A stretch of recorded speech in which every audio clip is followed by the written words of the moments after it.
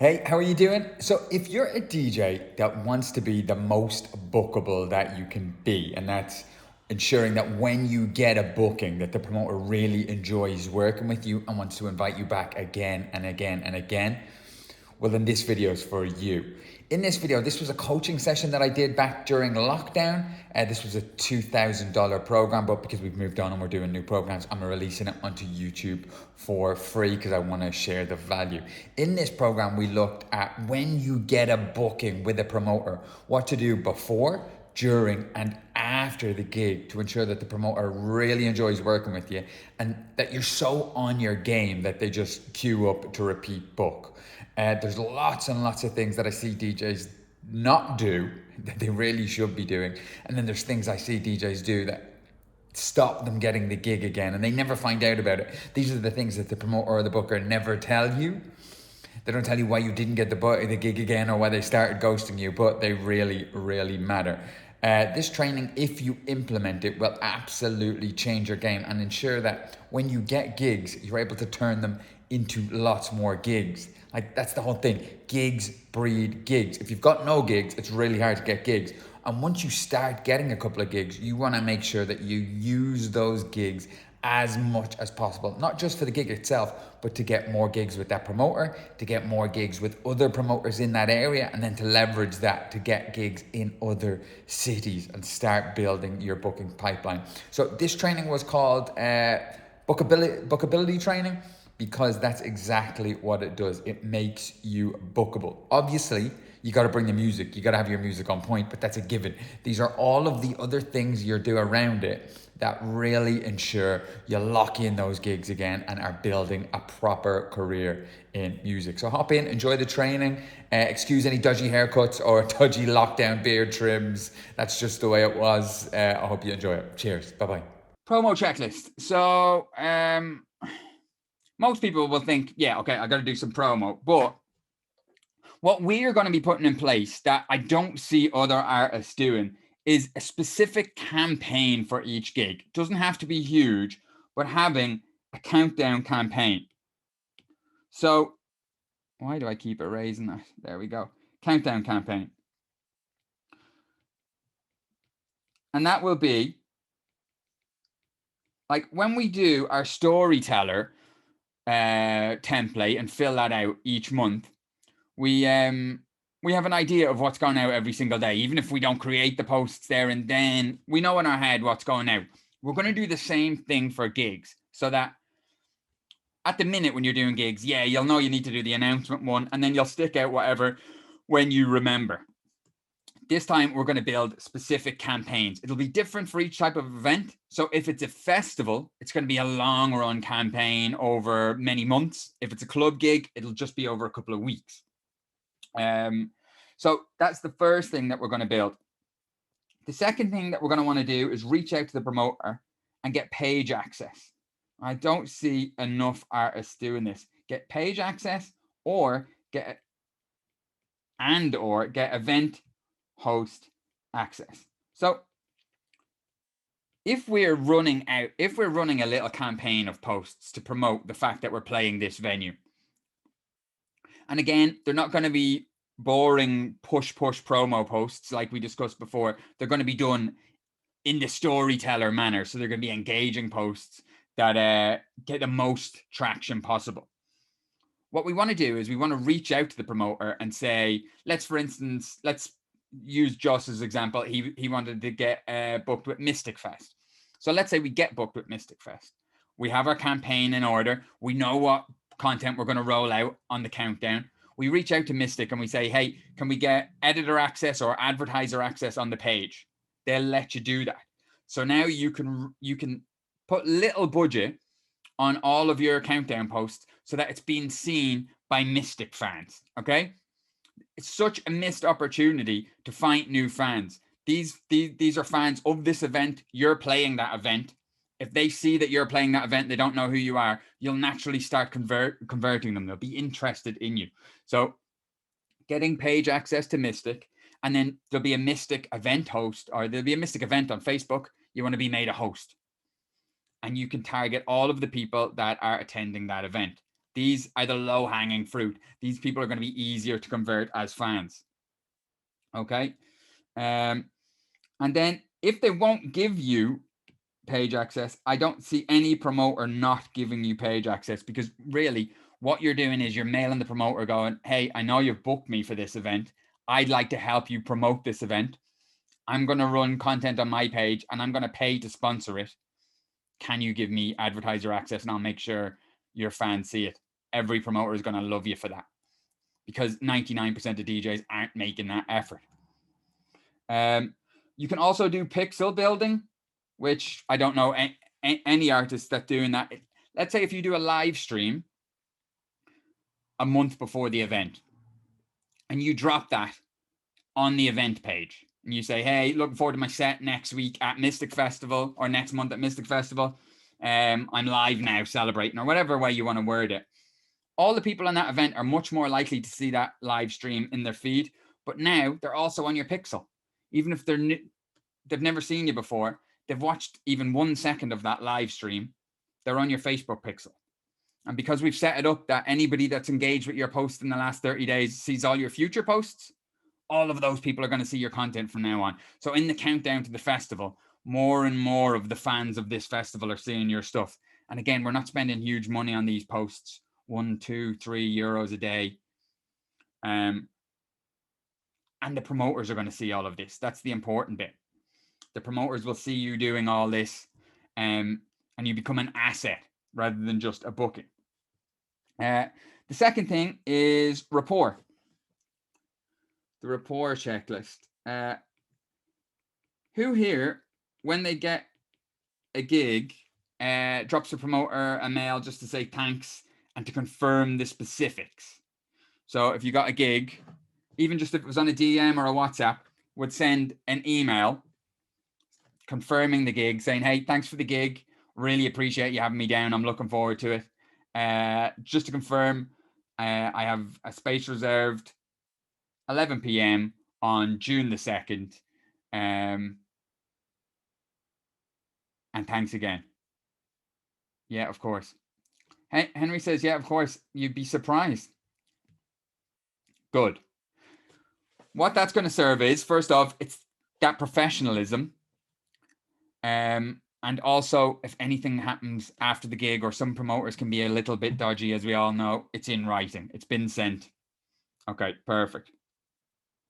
The third one that we can do, now this will take a bit of work and it depends on how big the gig is, but we can build a local hit list. So using the strategies that we learned last week and the week before, what we can do is, let's use Mystic Festival for the example again. It's a big festival in Amsterdam. We can create a local hit list of similar events in Amsterdam that you want to play. So a city like Amsterdam, there's going to be lots, 20, 30, 40. So this isn't your Dream 100 list. This is a separate list around Mystic Festival. All of the events that you can find in the Amsterdam area that you might want to play. It doesn't have to be huge. It can be 10 or 20, keep it manageable. So you make a local hit list using the Dream 100. So we're going to find out who the promoters are, and we're going to put them into a Facebook targeting group so that they can see all our posts.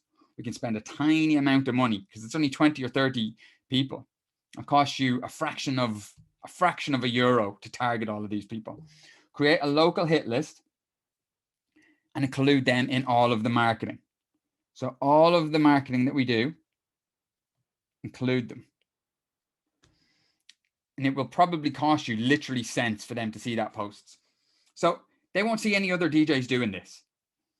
They're going to see this rival event pop up in their feed and you promoting your stage, your set, whatever at this event. That's going to get noticed, okay?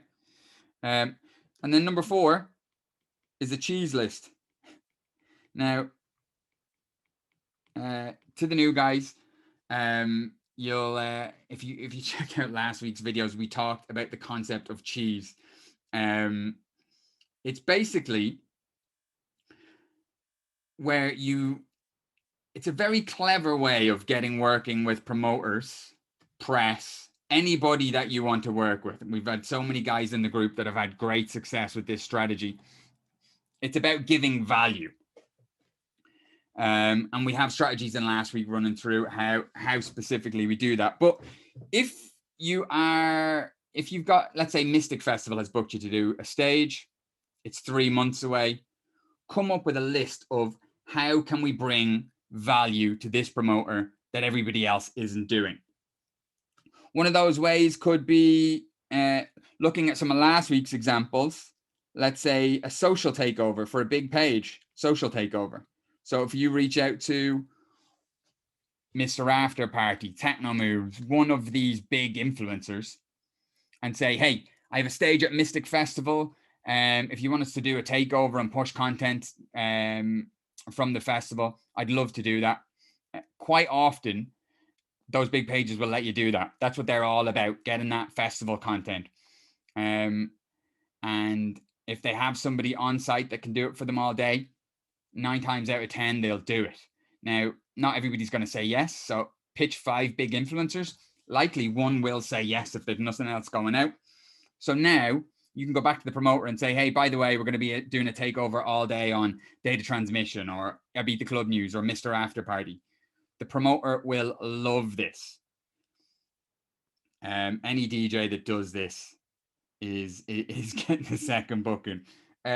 Some of the other stuff, like the radio shows that you have, radio shows, you could either film record your radio show live from the event, put that out on a Beat the Club News as a filmed live from Mystic Festival last week. That's promo for them on I Beat the Club News. You go back to the promoter and you say, hey, by the way, we filmed our set at the festival. It's gone out on I Beat the Club News. X amount of people have seen it. I see some people have shows on data transmission locked in the last week or two. You could do the same there. You could do the press stuff we discussed last week. So getting press features in data transmission or I Beat the Club News or Mixmag or using the strategies that we looked at last week.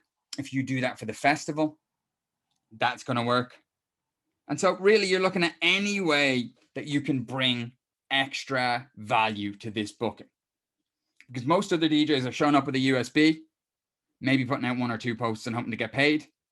You don't have to do all of this. But if you're doing any of this at all, you're 10 times ahead of the competition coming in, and you're making it really easy for a promoter to book you again, because you're going to be following up. You're going to be looking for that second booking, and if he knows you've helped promote it, you've done any of this, you're going to make it so much easier. Okay, so that is the before event, and we'll go deep on that in the modules this week. Any questions on that, or can everybody let me know in the chat what is the most useful out of the before stage?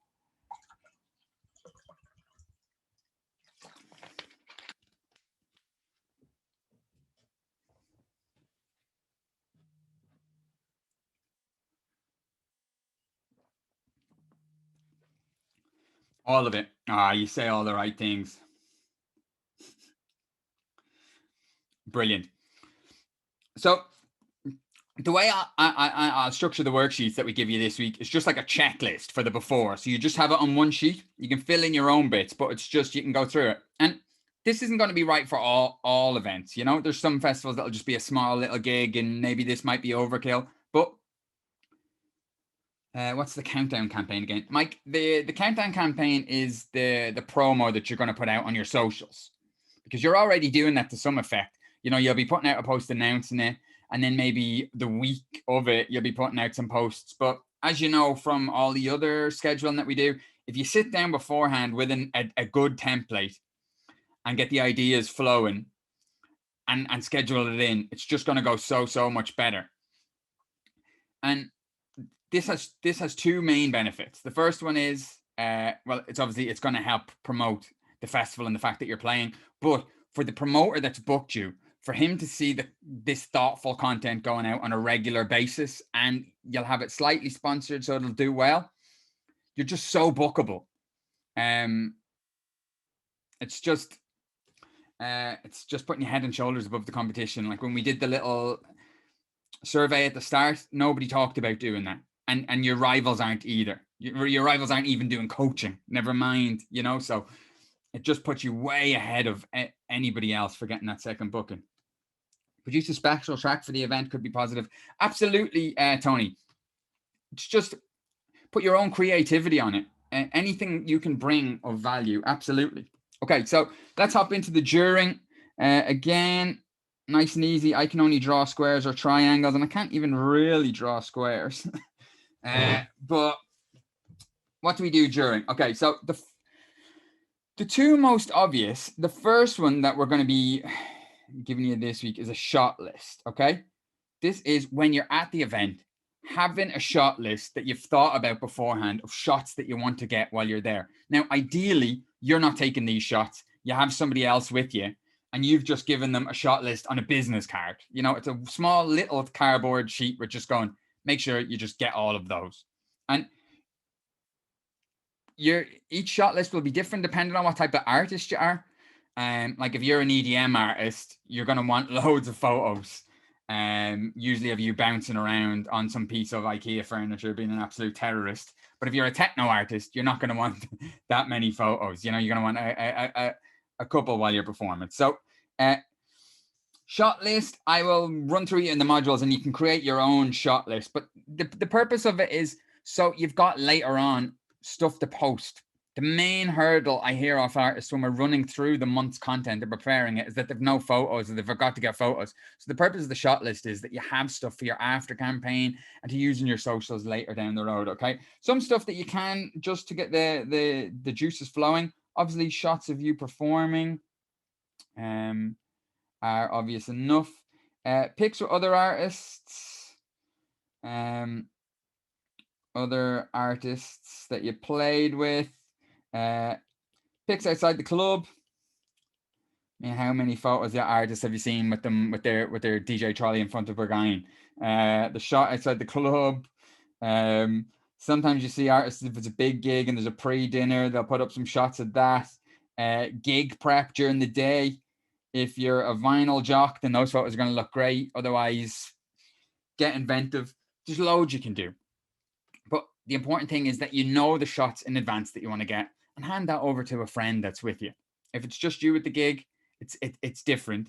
But you want to make sure you're not missing any of those shots. Okay. Also on the shot list, we could add the record set. So if we want to record the set, this has a number of purposes. Obviously, you can release it later.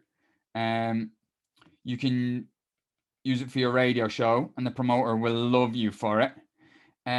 Also, if you are recording it on video, if you stuck up a GoPro video, well, if you have done the stuff in your before unit and you've asked for page access, well, now you can do a live stream with the video. You can go live later on with the video and target it to all of the followers of that event. So yeah, sure, you can target it to your own followers, but that's a great one because that will suck them in. Then they're going to be on your Facebook pixel and they're going to be seeing all your future posts as well. And this is just what we talked about bringing new followers in and nurturing them. So that is that. For the post list, you've got a shot list, but you should have a post list separate. So what are you actually posting while you're at the event? Because the shot list is for later. You don't need to go too deep on that. Just remember that,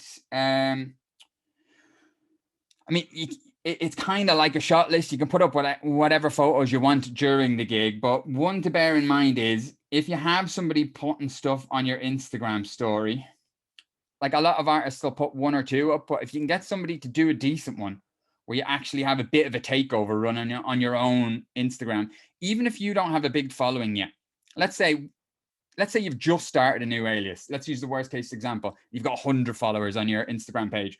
It might feel silly to do a takeover for your gig.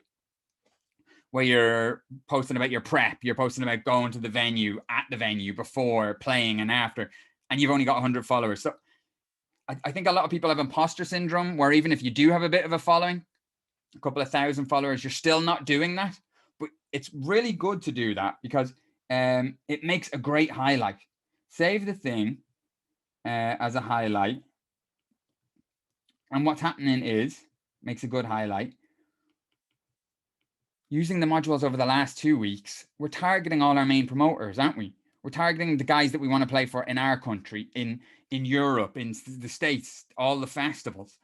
And while no one might see the story while it goes live, what would be very good is if you have 2 or 3 or 4 good takeovers from these clubs on your Instagram story. It shows them that you make the effort when you play the gig. It also shows them that you are playing gigs. It just looks professional. So during the gig, don't think about your Instagram story as a now thing. Think about it as a saved highlight for later.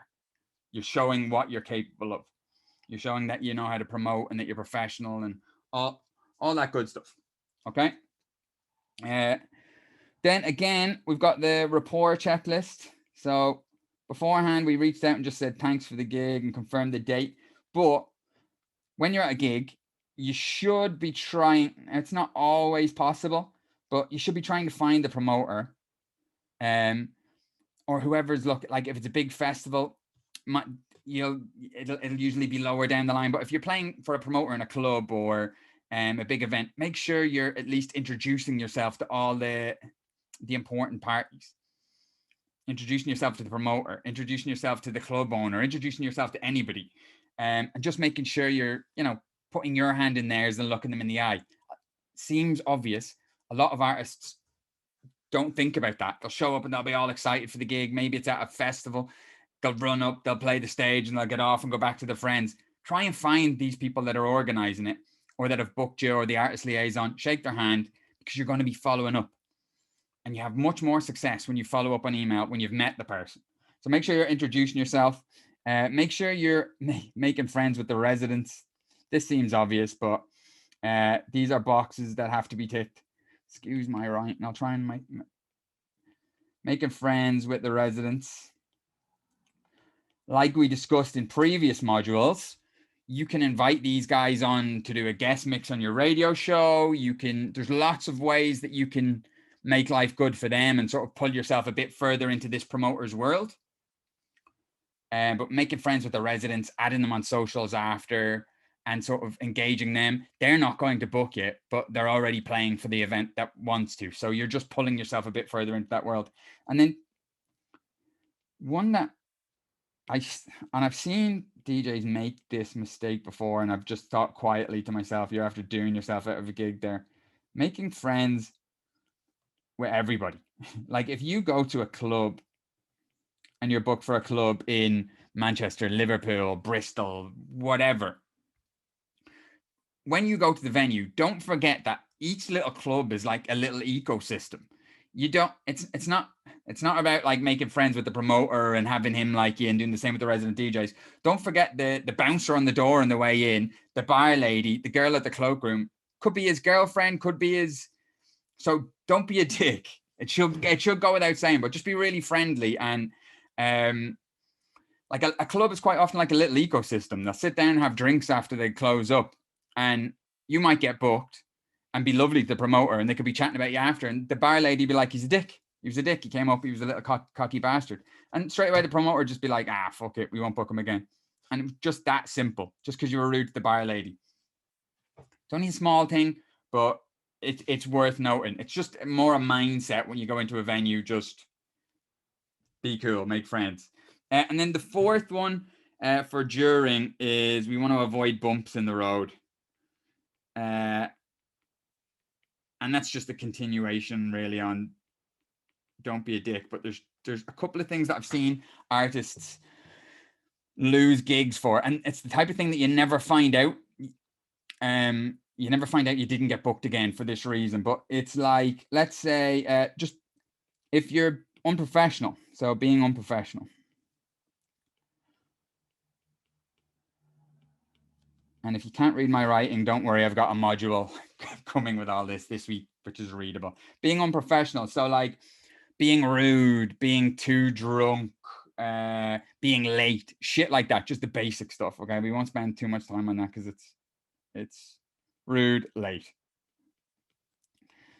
You know the jazz. But then the other hidden thing that people don't think about is if you're bringing guests, quite often you might bring 2 or 3 friends. They have to be as professional as you if you're bringing them in as guests and they're coming in the side door with you and they're in the booth with you. Because if they're rude or if they're in a cat hole or if they're drunk or if you get judged on that. Now you might not, but you might. So it's about guests, just letting any guests that come with you, just make sure they don't take the piss again.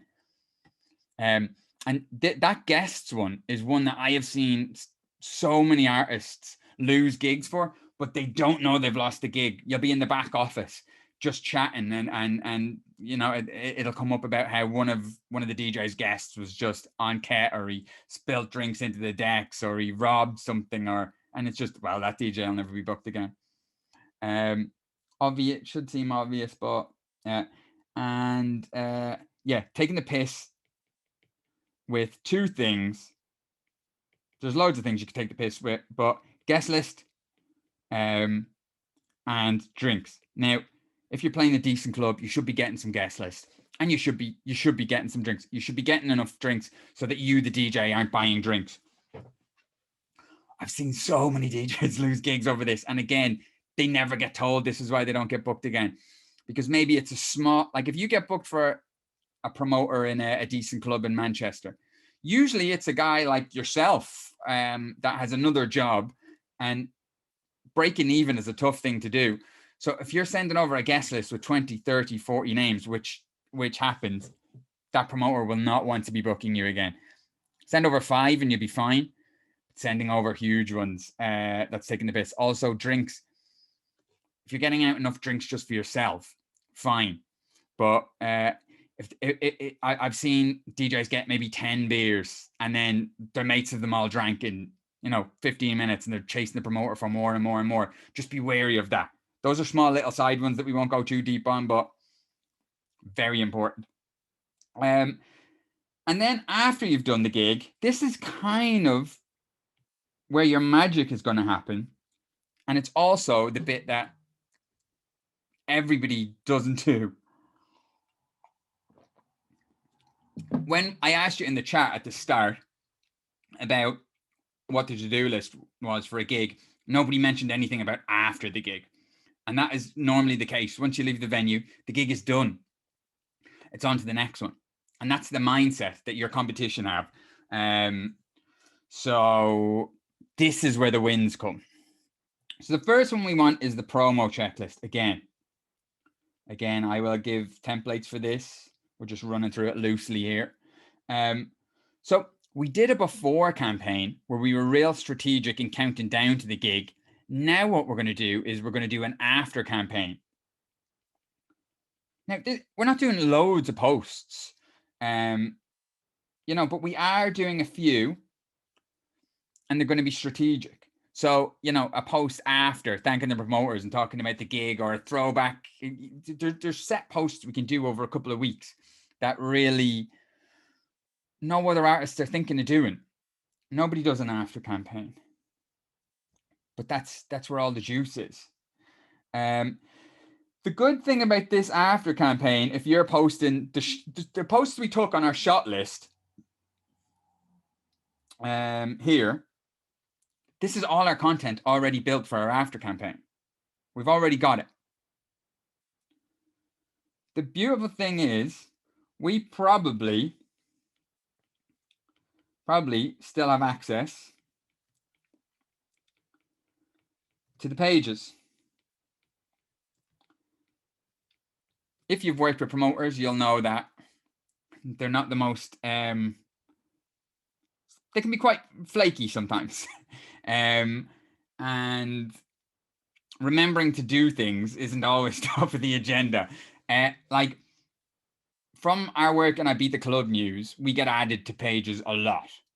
And I was looking through a live stream on the pages that we have access to, and it's literally everybody from David Guetta to Beatport to DJ Mag.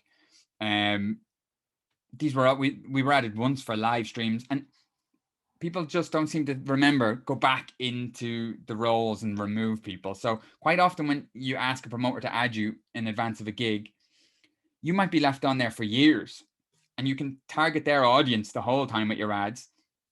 They'll never really know you're doing it. But when you're doing your after campaign, you can target all the content you got at that gig to their fans. And this is a great way of nurturing new fans to you. It's also a great way of getting the gig again. This is going to be very appealing for a promoter. You'll already have impressed him with the pre-campaign, and now he sees you're still grafting afterwards. And again, this isn't a lot of work. Again, we're going to go back in with the rapport. And 99% of DJs are not doing this. About 2 days after, don't do it the next day, but about 2 days after, a thank you email. Just dropping them a thank you mail and not asking for anything. Like we discussed in last week's module, we're not going to try and sell them or push anything on them or jump on them and get another booking straight away.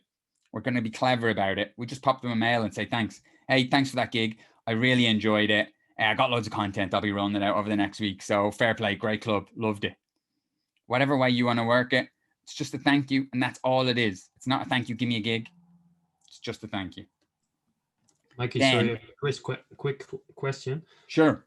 About the page access. Are you talking about posting as their page, or no? So if you, let's use your Mystic Festival as an example again. If you get the stage at Mystic Festival, yeah, you reach out to Mystic Festival and you say, hey, I'm going to be promoting our stage at your event on my own socials. So it's going out under the Just Lane socials. So all your normal posts that you're putting out on your Storyteller and just in general on your socials, you can get them to give you advertiser access to their page. Now, what that means is when you're in Facebook Manager and you're setting up your campaign, you know, when you have the list of people that you can target, well, what will pop down is Mystic Campaigns fans. So you can run your posts as you to Mystic's fans. They have the audience built up, but you're targeting it as you. Okay. Thank you. And that is, it's gold when you're playing an event because you can also, we looked at custom audiences. So if you want to target the most engaged people on that page, you can. So you don't have to target all their fans. You can just target their fans who have engaged with their page in the last 30 days. Those are the low-hanging fruit that love the event, that are going to hop straight over and check you out. And if you've got everything set up, you're going to capture some of them. Great, man. Yeah, after about 2 days, we're going to send a thank you mail. And then 1 to 2 weeks after, we're going to follow up. We're not going to mess around or let it fade off. We're going to follow up a second time about a follow-up booking. Enough time will have passed, 1 to 2 weeks. How you pitch that will depend on the type of event. If it's a festival, they're probably not going to have another event for another year. So you would reach out and just go, hey, I would love to play the event next year. When are you doing the lineups for that? And I can get in touch with you again. And they'll come back and go, we don't look at that till January or whatever they say. And you can schedule it in for then. But you've touched base, you've let them know you want to play again, and you let them know you'll be in touch. If it's a local promoter that maybe might book you every month, you touch base after a week or two and you go, look, I've really enjoyed that whole process. When can we do it again? And if you've done everything right so far, you've really helped them promote it. Maybe you've gotten some cheese. Maybe you've promoted them on your radio show or gotten whatever. But you've promoted it well. You've promoted it during the event. If you've done your after campaign, which again, it'll only be a couple of posts, but if you use the techniques we've taught, he will have seen all of them. So he'll have seen how much effort you put into the event. And a booking should be not easy, but the easiest it'll be. If the yes is there, you'll get it. So follow up within 1 to 2 weeks. We're not going to leave it too long. And some of them might go, look, we'll leave it a couple of months. Find out when. Just go, okay, when will I hit you up? And put it in the calendar. And that one step alone seems so simple, but most artists aren't doing that. Following up straight away, looking for the repeat booking. You've done everything right, and now you're looking for the repeat booking. Further the relationship. And this is how you'll fill that pipeline and sort of get into an event and stay in the event. Become a resident or somebody they regularly book. Okay? So your follow-up email. Invoicing stuff, payment stuff, we're not going to address that in these modules. All of the money stuff comes later and we can layer that on top. Just for this, I don't want that to complicate it. Every club will have different ways of pay, and it's usually the set way. So you'll kind of have to go along with whatever their way is. We will address that, just not in these. Here, we're just looking at being as bookable as possible. Then the local hit list. Let's touch back on that.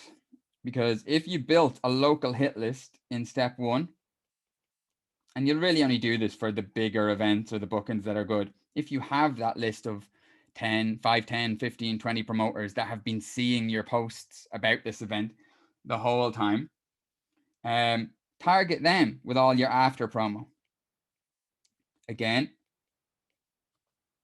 target them afterwards. So your after campaign that we do here, include them in it.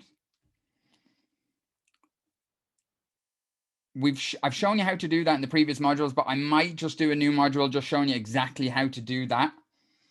It will cost you cents, literally, because there'll be so few of them. Again, this will cost you not the price of a coffee. So target them after. And then a nice idea is 2 weeks after the show, when you've 2 weeks after, or whatever feels comfortable for you, but keep it soon. You've run, let's say, a 2 week after campaign where you've dropped out 3 or 4 posts from the gig. You've targeted them well. Those promoters have seen them. Pitch them. So we want to drop them all a mail. Depending on the type of event will depend on how we pitch them. Use the strategies that we looked at last week for pitching promoters. But you'll have 10, 15, 20, however many you put in your list. They'll have been nurtured. They'll have seen you promote this other event before, after. Because of the way we set the system up already, they'll have seen your other posts. Pitch them. You will get results. That's the perfect time to do it, because let's say they haven't seen your posts. Let's say they've seen none of it, right? What they'll do is they'll click in if you've pitched them well, and they'll have a look at what you've been up to lately. And then they'll see all of the pre-promo and the after promo mixed in with all your normal content, and it'll look great. And your chance of a booking there is the highest it'll be.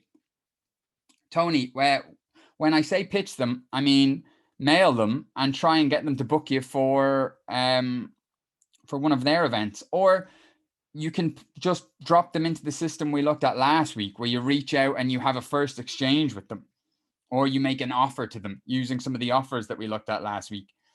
So maybe you might want to do a festival stage with them. Maybe you might want to come and film your radio show at their event, or all of the stuff that we looked at last week for creating relationships with promoters.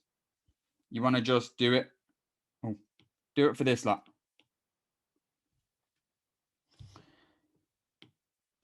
And it's a numbers game. It's if you have 10 guys that look really good to play for, you'll convert a certain number of that. And then you can repeat the process again. And this is how you use a gig in a town to get other gigs in that town, because you do such a good job. You're just so bookable. Yeah, it just works. It's worth noting also, if in the rapport section, you've reached out to the promoter and you've said thanks. If you have a bit of a rapport going on with this promoter now, it's really worth asking them for a referral. And I don't think I ever see DJs doing that. It's just going, hey, once you've said thank you and he comes back and says whatever, just saying to him, look, I'm looking to kind of build up a bit of a calendar at the minute. Is there any other promoters that you work with or that you think you could recommend me to, or do you think that I would work well with? And if you have a bit of rapport and you've been friendly, that's how the scene works. That's literally how it works. You won't get any promoters back up by that. Usually they'll go, actually, yeah, do you know what? This guy's running a festival down the road. And then just say, can you intro me? Can you introduce me via email? So asking for referrals, it's not going to work every time, but if you have a bit of rapport up, that will work very often. If you've been sound, if you've been nice, if you've helped promote it, referrals will, it's so simple. It feels stupid to include it. Will work so well. No other artists are doing it. Can I ask actually in the comments, has any DJ ever reached out to a promoter afterwards and done any of that and asked for a referral? Just ask for a referral. Say no in the comments if you haven't. Yeah. No, but we should have. Everybody should have. It's literally, like, the thing is, if you haven't done any of what we've just discussed, and you've probably not spoken to the promoter, maybe you dropped out 1 or 2 posts, you showed up and did your set, you're going to be as forgettable as every other local DJ or warm-up DJ or mid-level DJ that you booked, because that's what most of them do. And most promoters will be booking a couple a week, and they all mold into each other. You'll have stood out if you've done this. You'll have a bit of rapport, and a referral will really work. But if you haven't done this, it's not really going to work as well.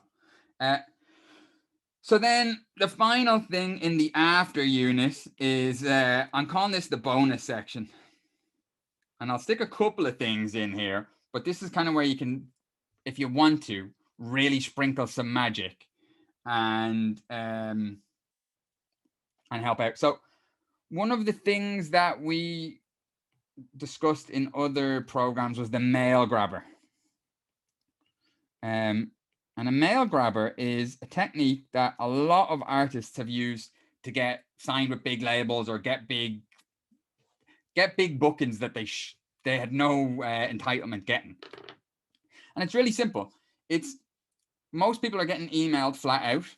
If you're a promoter, most people are pitching you, DMing you on socials, or pitching you via email. So they're in your Instagram inbox, they're in your Facebook inbox. Maybe someone will email you, and it's just repeat. And you get so many emails that they don't all get a response. But if you do a bit of research on a promoter, let's say you have a look on his Instagram, you notice, you find out what he's drinking. To find out what the promoter drank in our test, we got a blank Gmail that didn't give away who we were, because if I mailed from my Beat the Club news, you're more likely. We did the test with labels, actually. Labels would probably reply to our Beat the Club news, and it would skew the results. From a blank Gmail, we mailed the top 100 labels in the world according to Beatport that year. And we asked them, hey, this is what we said. We said, hey, I have a present that I want to send your A&R guy. Can you tell me who your A&R is and what he drinks? Cheers. And 57 of the 100, and these are the world's top 100 labels, replied back. They told me who the A&R was and what he drank. So it's very easy to find this out, because you're not looking for anything again. You want to send them a present. And then you basically just, been working on this last week night, you basically just send them a box of drink or whatever the gift is. It doesn't have to be alcohol. It can be any sort of thoughtful gift. But if you are a whiskey drinker that runs Mystic Festival and you get a letter in, or you get a courier, the way you do the mail drop is you courier it. So a courier knocks on your door with a present. It's a package. You can't ignore a package. You can ignore an email, you can ignore a DM, you can't ignore a package. Bring it in, you put it on your desk. You're going to open it. You might not open an email, you might not open a DM. You are opening the package. It's in your name. It's a bottle of Jameson. There's a letter on it saying, hey, hope you're keeping well. I wanted you to bring you out for a drink and sort of talk to you about my music, but I know you're a busy man, so I'm sending you the drink instead. I sent an email to your receptionist. She told me you like Jameson. Enjoy the Jameson. All I would ask is that I'm going to pop you an email in 2 days just to make sure you got it. Just hit me a mail back and let's chat, or whatever way you want to word that. And this works so well. It seems so obvious, but I've never had somebody do this and not had it work.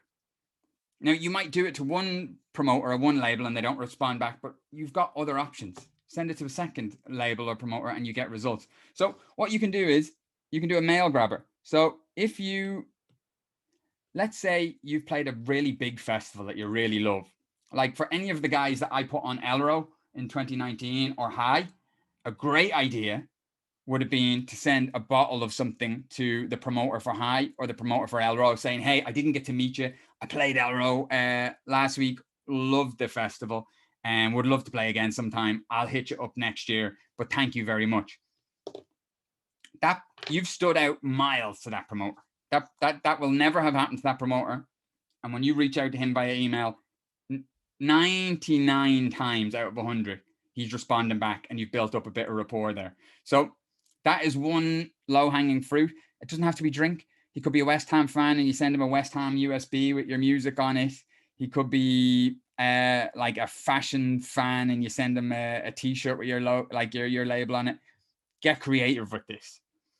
A good one I seen was a guy knew Annie Mac loved cassettes and Walkmans, and he put his demo on a cassette, put it into the Walkman, shipped the Walkman to her. She signed it, played it in a radio show and signed it.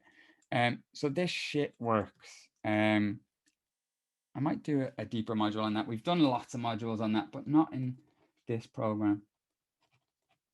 Anybody in the chats think they would do a mail grabber? Say yes if you think you would. We had somebody in my first year program built you know, like the box Barbie comes in. He did one for himself, Griff, under his artist name, and he shipped himself to Glasgow Underground in a van, in a courier van. They signed him.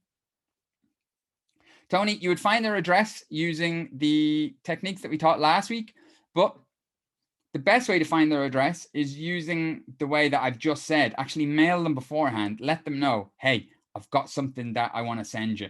Where's the best place to send it? And that if you're not looking for anything, you're sending something. So most businesses and promoters or businesses, they'll reply back and they'll give you the address. Another one is those big influencer pages we talked about, the Mr. After parties and the Techno Moves and the Beat the Club News of the world. Most of those will let you advertise on their page for around 50 euros. That quite often surprises a lot of people.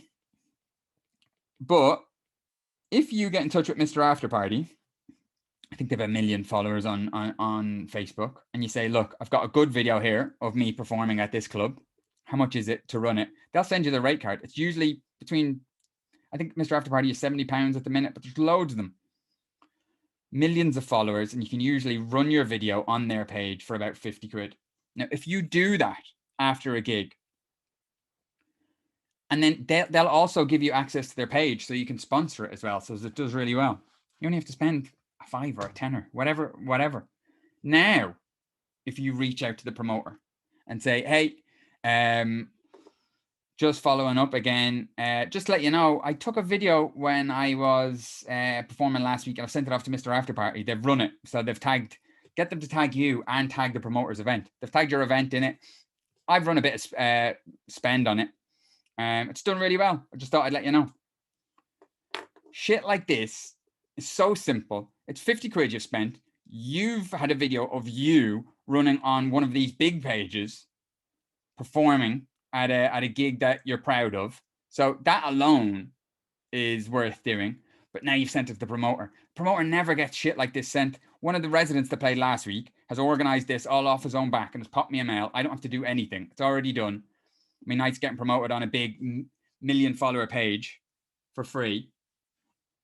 50 quid spent to get not only another booking back, Ethan, but we have the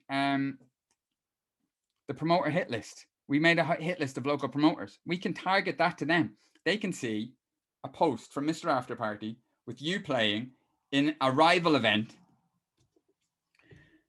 for cents, and you're going to pitch them.